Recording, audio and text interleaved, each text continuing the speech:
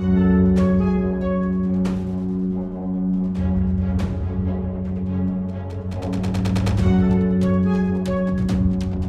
कश्मीर के पहलगाम में हुए आतंकी हमले ने पूरे देश के लोगों को झकझोर कर रख दिया है। इस आतंकी हमले ने पाकिस्तान की दुनिया में पोल खोल कर रख दी है। इस हमले के बाद पाकिस्तान के रक्षा मंत्री ख्वाजा आसिफ ने एक इंटरव्यू में जो कबूलनामा किया वो सुनकर भारत ही नहीं पूरी दुनिया के लोग दंग रह गए। पाकिस्तान के रक्षा मंत्री का ये कबूलनामा पाकिस्तान की दोहरी नीति को उजागर करता है। चलिए इस वीडियो में जानेंगे कि पाकिस्तान के रक्षा मंत्री ने क्या कहा, जिसके बाद दुनिया में हाहाकार मच गया।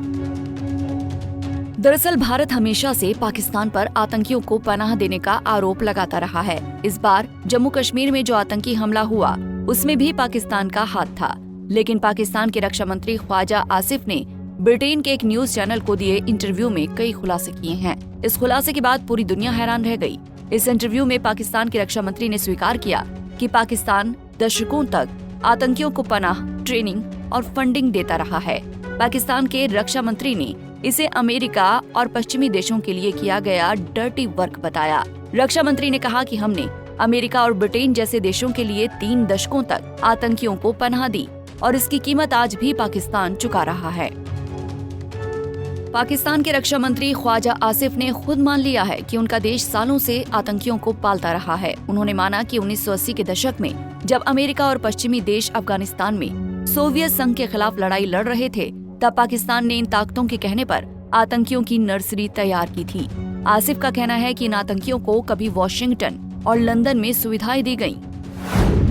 9/11 हमले पर पाकिस्तान के रक्षा मंत्री ने क्या कहा? पाकिस्तान के रक्षा मंत्री आसिफ ने ये भी कहा कि 9/11 के बाद पाकिस्तान को फिर मोहरा बनाया गया। उन्होंने कहा कि अगर पाकिस्तान ने उन युद्धों में खुद को शामिल नहीं किया होता तो आज उसका दामन पाक साफ होता, लेकिन अब पूरी दुनिया पाकिस्तान को आतंक का समर्थक मानती है। आसिफ का ये बयान पाकिस्तान की पुरानी नीतियों की पोल खोलता है। जब ख्वाजा आसिफ से लश्कर तैयबा और उसके सहयोगी संगठन द रेजिस्टेंस फ्रंट यानी TRF को लेकर सवाल किया गया तो उन्होंने कहा कि लश्कर अब पाकिस्तान में मौजूद नहीं है, लेकिन इसी संगठन ने पहलगाम हमले की जिम्मेदारी ली है और ये वही संगठन है जिसे लश्कर का ही प्रॉक्सी माना जाता है।